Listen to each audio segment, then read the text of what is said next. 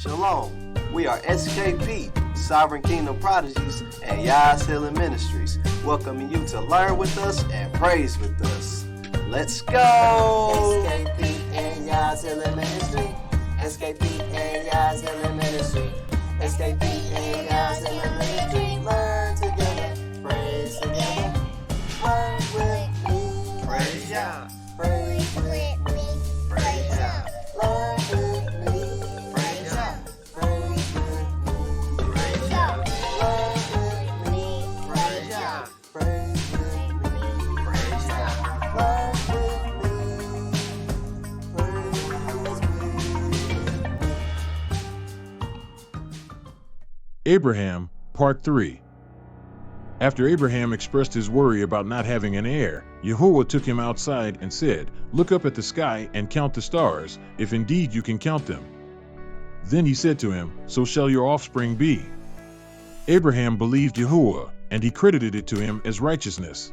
Then Yahweh said to him, "I am Yahweh, who brought you out of Ur of the Chaldeans to give you this land to take possession of it."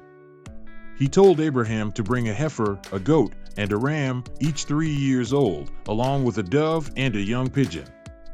Abraham did as Yahweh instructed, cutting the animals in half and arranging the halves opposite each other. As the sun was setting, a deep sleep fell upon Abraham, and a thick and dreadful darkness came over him. Yahweh said, "Know for certain that for 400 years your descendants will be strangers in a country not their own, and they will be enslaved and mistreated there. But I will punish the nation they serve as slaves, and afterward they will come out with great possessions. You, however, will go to your ancestors in peace and be buried at a good old age. In the 4th generation, your descendants will come back here, for the sin of the Amorites has not yet reached its full measure." After the prophecy, a smoking firepot with a blazing torch appeared and passed between the pieces. This signified Yahweh's covenant that Abraham's descendants would inherit the land. Sarai, Abraham's wife, had not been able to have children, which made her very sad. She had a handmaid named Hagar, who was from Egypt. Sarai had an idea, and she shared it with Abraham, hoping it might help their family grow.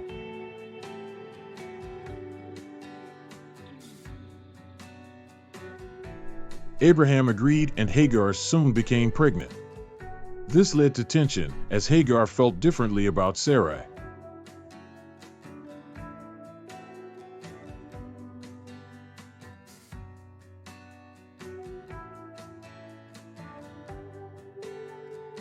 Sarai was upset and spoke to Abraham about it.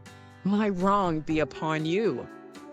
I gave my female servant into your bosom, and when she saw she had conceived, I was despised in her eyes. Let Yahuwah judge between you and me." See, your female servant is in your hand.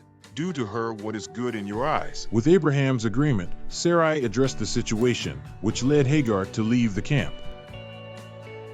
An angel of Yahweh found her by a spring in the desert by the spring on the way to Shur, and he said, "Hagar, Sarai's handmaid, where have you come from, and where are you going?"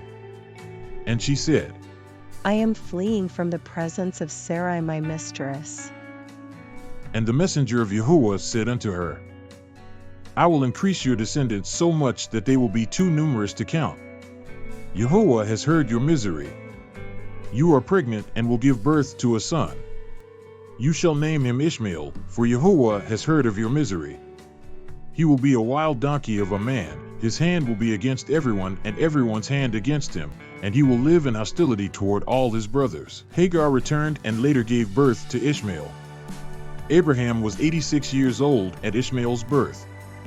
While Ishmael was not the child of the promise, his birth played a part in Yahweh's larger plan, highlighting moments when Abraham and Sarah tried to fulfill Yahweh's promises through their means. To be continued.